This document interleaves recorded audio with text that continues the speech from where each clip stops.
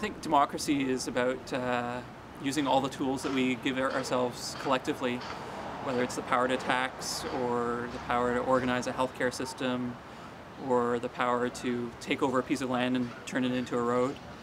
And it's the exercise of that power by people that we've chosen. But that's something that's really constrained by both the rule of law, all the institutions and all the systems that we've put in place before that, and the kinds of questions that individuals and groups ask of those people who've been elected. It's very frustrating that in an electoral democracy or a parliamentary democracy or a representative democracy, you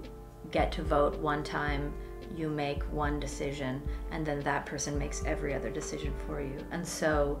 when you walk into a grocery store, if you want genetically modified, if you want to know what foods are genetically modified, you don't actually get the choice to know what foods are genetically modified, because the people who you have elected, who you've given decision-making power to, have decided not to prioritize making all food manufacturers label genetically modified foods. One thing that really kind of scares me when we're talking about democracy as it's undefined and it's in a very general terms is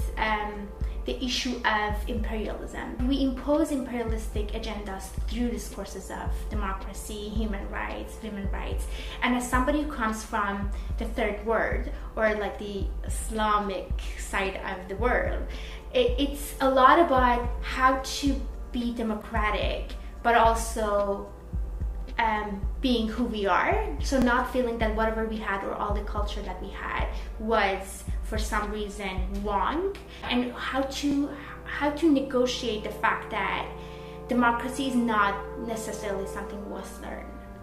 One of the challenges with getting people to actually think about democracy is that it's one of those things that from school on we've been taught what it means, and so everyone acts as if we know what it means, and it just seems to be part of the background of our lives, and we think democracy is when you vote, and democracy is very limited, very specific kinds of rights. As the social movements around the Arab Spring and Occupy and so on began to emerge and thrive, I think that sort of placed the question of what do we mean when we talk about more democracy or achieving greater forms of democracy, that began to resonate among students and people outside the university as well in ways that they hadn't before. When you begin to defamiliarize democracy and ask questions about what it might mean beyond sort of our fixed sense of it, you begin to open up the question of what spaces might be more democratic that aren't already. The democratic imagination is the ability to envision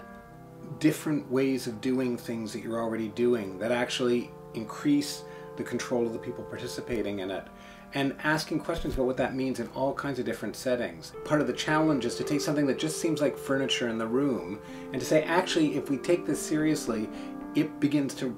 affect the way we think about everything.